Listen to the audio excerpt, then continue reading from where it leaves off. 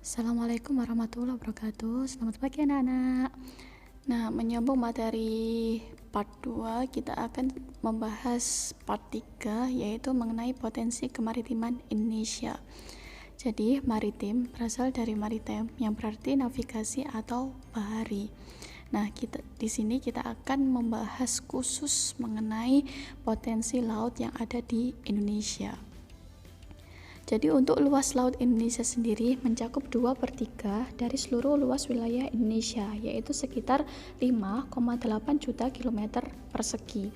Potensi laut bisa berupa makhluk hidup, contohnya ikan, terumbu karang, dan makhluk hidup lainnya, dan bahan tambang yang bisa berupa gas alam. Nah, yang keempat, kita akan membahas mengenai sumber daya laut yang lain, yaitu sumber daya berupa mangrove, terumbu karang, atau biasa disebut dengan sumber daya pesisir. Oke, kita lanjutkan untuk selanjutnya. Nah, yang pertama kita akan membahas mengenai perikanan yang ada di Laut Indonesia. Jadi, perikanan Laut Indonesia itu memiliki potensi lestari yang besar, yaitu sekitar 6,4 juta ton per tahun. Nah, untuk potensi lestari sendiri itu apa sih? Jadi potensi lestari yaitu potensi penangkapan ikan yang masih memungkinkan bagi ikan untuk melakukan regenerasi hingga jumlah ikan yang ditangkap tidak mengurangi populasi ikan. Nah, Indonesia memiliki keanekaragaman hayati laut pada tingkatan genetik, spesies, maupun ekosistem tertinggi di dunia. Indonesia sendiri, karena kekayaan lautnya yang sangat besar, dikenal di dunia sebagai megamarine biodiversity.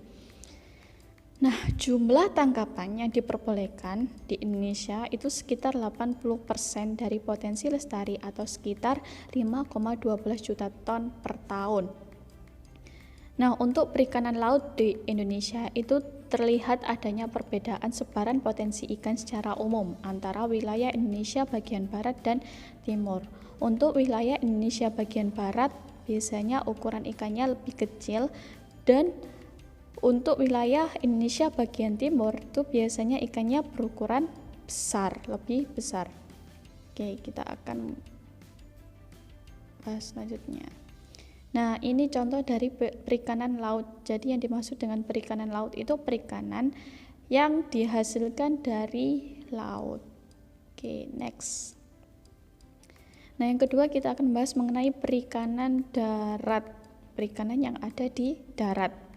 Selain di lautan, penduduk Indonesia juga banyak yang melakukan budidaya ikan, terutama di daerah pesisir. Nah, perikanan darat ini biasanya berada di pantai utara Jawa. Jadi di pantai utara Jawa itu banyak masyarakat yang mengembangkan usaha budidaya ikan dengan menggunakan tambak berupa ikan bandeng dan udang. Nah, ini contoh dari perikanan darat. Jadi berupa tambak dan dibudidayakan oleh manusia. Oke, next. Nah, potensi maritim Indonesia selanjutnya yaitu berupa energi biru yang terbarukan. Jadi, energi yang terbarukan mengacu pada energi yang disediakan oleh laut berupa tenaga angin, ombak, panas, dan biomasa. Potensi-potensi tersebut dapat dimanfaatkan sehingga menghasilkan energi atau tenaga listrik. Jadi, tenaga angin di laut, ombak, panas, dan biomasa yang ada di laut itu bisa menghasilkan energi tenaga listrik. Oke, kita lanjut. Yang kedua, nah, potensi maritim Indonesia selanjutnya yaitu bisa digunakan sebagai lalu lintas pelayaran. Jadi menurut konsep wawasan Nusantara, laut adalah prasarana penghubung bagi pulau-pulau yang tersebar di wilayah Indonesia. Luasnya wilayah laut Indonesia merupakan potensi yang sangat besar bagi lalu lintas pelayaran. Oke, next. Nah, potensi maritim Indonesia selanjutnya yaitu bisa digunakan sebagai pariwisata bahari. Jadi Indonesia memiliki potensi pariwisata bahari yang memiliki daya tarik bagi wisatawan asing maupun lokal. Kekayaan bawah laut merupakan salah satu modal Indonesia untuk menarik wisatawan asing maupun lokal. Keindahan bawah laut di beberapa provinsi di Indonesia sudah sangat mendunia dan menjadi tempat terbaik yang wajib dikunjungi bagi penyelam. Misalnya, Bunaken ada di Sulawesi Utara, Raja Ampat berada di Papua Barat, dan Wakatobi berada di Sulawesi Tenggara. Oke, next. Nah, potensi maritim Indonesia selanjutnya bisa menjadi penyedia lapangan pekerjaan. Jadi, potensi kemaritiman Indonesia dapat menggerakkan berbagai aspek bidang usaha.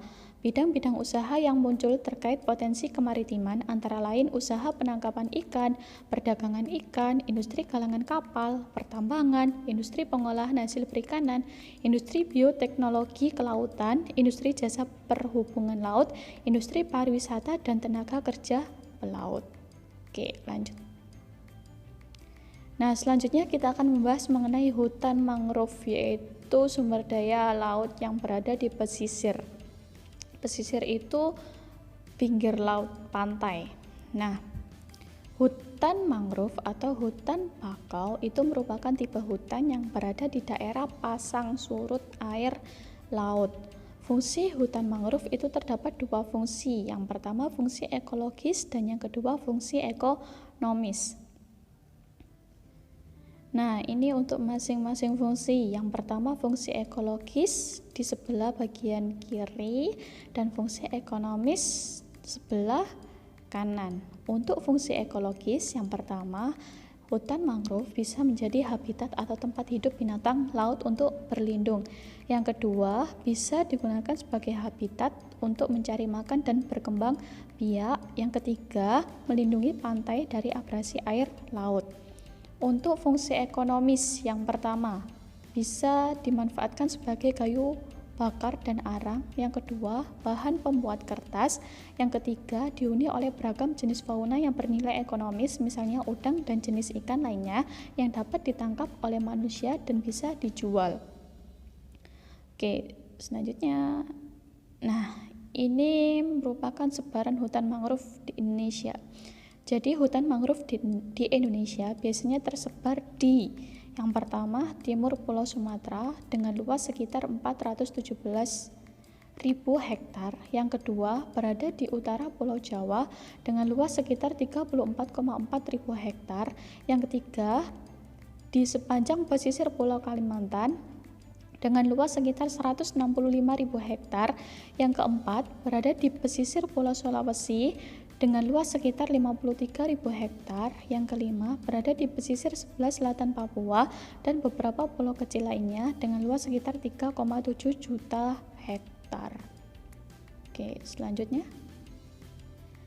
Nah, selanjutnya kita akan membahas mengenai terumbu karang. Jadi, terumbu karang sendiri itu merupakan batuan sedimen kapur di laut terbentuk dari kapur yang sebagian besar dihasilkan dari koral atau binatang yang menghasilkan kapur untuk kerangka tubuhnya. Jadi Bikini Bottom SpongeBob itu berasal misalnya itu berasal dari batuan sedimen kapur di laut.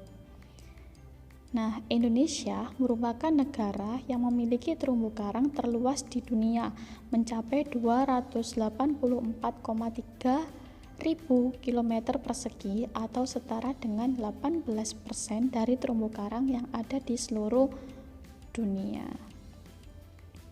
Nah, sekian materi hari ini. Kurang lebihnya mohon maaf. Untuk pertanyaan mengenai materi ini bisa kita lanjutkan di grup WhatsApp atau Google Classroom. Oke, wassalamualaikum warahmatullahi wabarakatuh.